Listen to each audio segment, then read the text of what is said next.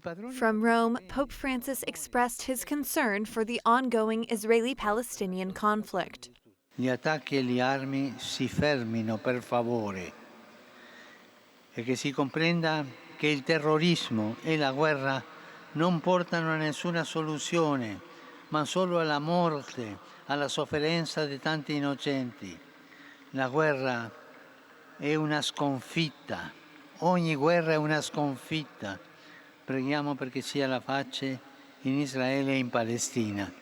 At the beginning, the policy of the Vatican in the Middle East was focused on the protection of holy sites.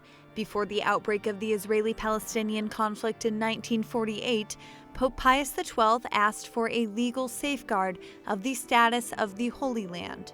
Within the following 2 years, Pope Pius XII published at least 3 documents offering his mediation and asking for peace and aid for refugees. He asked Catholics not to be indifferent to the fate of such an important place for the Church. We do not believe that the Christian world could contemplate indifferently or in sterile indignation that sacred land still trampled by the military at war and shaken by bombing.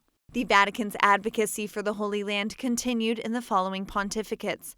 Pope Paul VI visited in 1964, and the Vatican continued to speak out about the needs of Palestinians. Pope John Paul II met with the President of the State of Palestine in 1987. And a few years later, an agreement was reached between the Vatican and the Palestinian National Authority.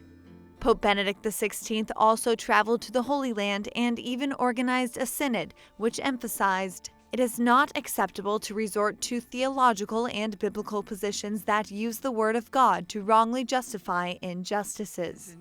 The Vatican has pushed for a 2-state solution between Israel and Palestine. Pope Francis reaffirmed this during his visit in 2014. He also met with the Israeli president and Palestinian Authority president at the Vatican in a historic meeting to pray for peace in the Middle East. In 2017, Palestine officially opened its embassy to the Holy See.